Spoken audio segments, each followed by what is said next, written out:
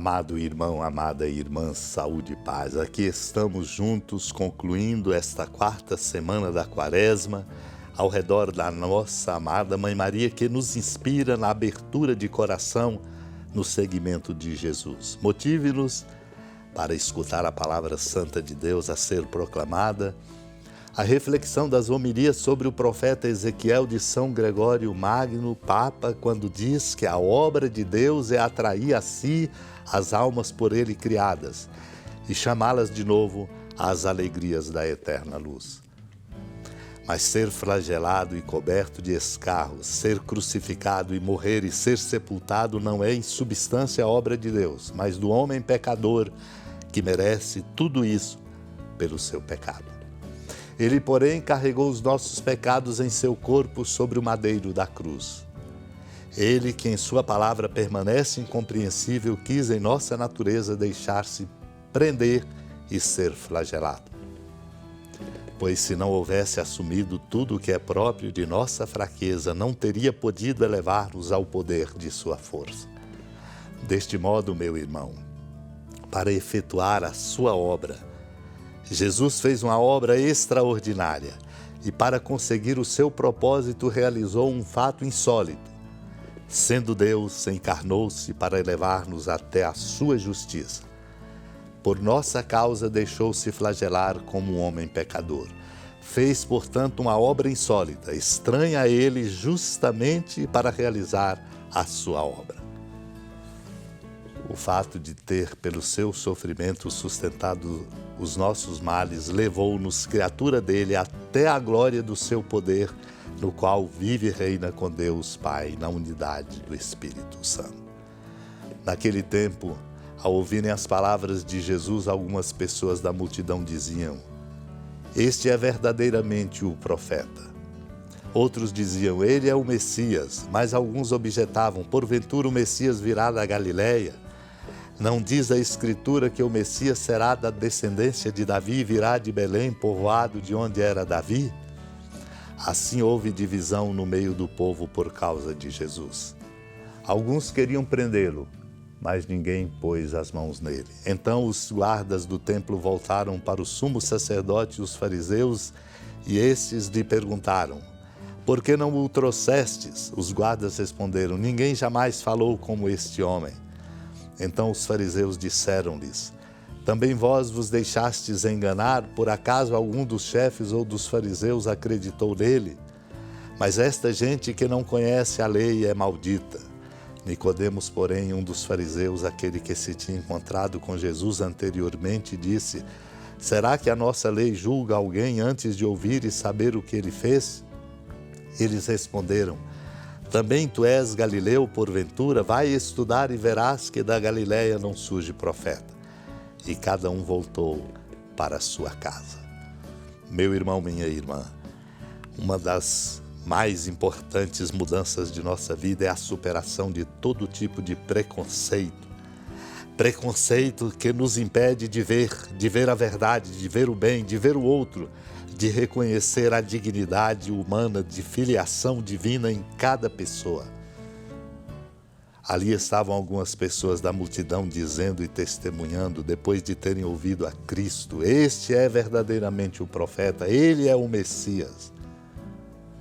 Porém vieram alguns com a dúvida: porventura o Messias virá da Galileia? Exatamente pelo preconceito. Os galileus eram desconsiderados pelos judeus. A Escritura diz, quando eles argumentam, dando largas a seu preconceito, a Escritura diz que o Messias será da descendência de Davi e virá de Belém, povoado de onde era Davi. Havia divisão entre eles por causa de Jesus. Muitos queriam prendê-lo, exatamente pelo preconceito, mas ninguém pôs as mãos nele, diz o evangelista. Os guardas do templo foram até os sumos sacerdotes e fariseus, e estes lhe perguntaram: "Por que não o trouxestes?" Queriam prendê-lo. E eles deram um testemunho importante, porque estavam abertos à escuta da palavra. Ninguém jamais falou como este homem. Os fariseus disseram-lhes: Também vós vos deixastes enganar? Por acaso algum dos chefes ou dos fariseus acreditou nele? E aí mostram a sua soberba ao dizerem: esta gente que não conhece a lei é maldita. Se conhecessem a lei, sabiam que ele era o Messias. Conheciam segundo suas conveniências. Entra em cena Nicodemos, um dos fariseus, que tinha encontrado com Jesus, e faz uma importante ponderação. Será que a nossa lei julga alguém antes de o ouvir e saber o que ele fez? E por isso se revoltaram, perguntando: também tu és galileu porventura? Vai estudar e verás que da Galileia não surge profeta.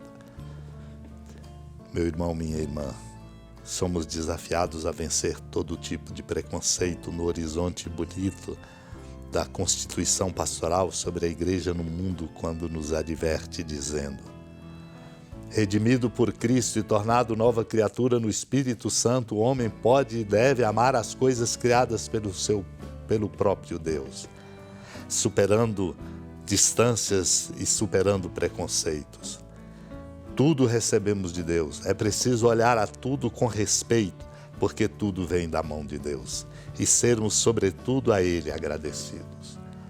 Que o nosso coração assim se alargue, conceda-nos, Deus, esta graça, para que nós possamos estabelecer entre nós uma fraternidade solidária, superando tantos cenários vergonhosos, fruto de descasos, de indiferenças e de preconceitos. Supliquemos a graça de um coração alargado.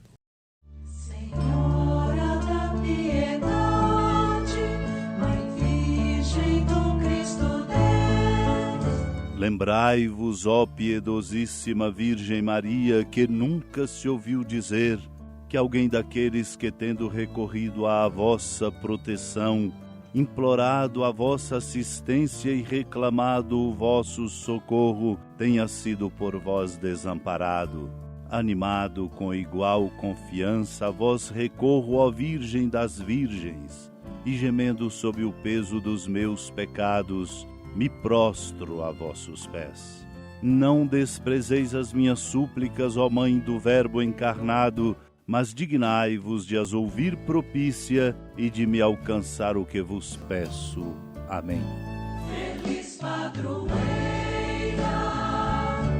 de um povo a lutar, a gente mineira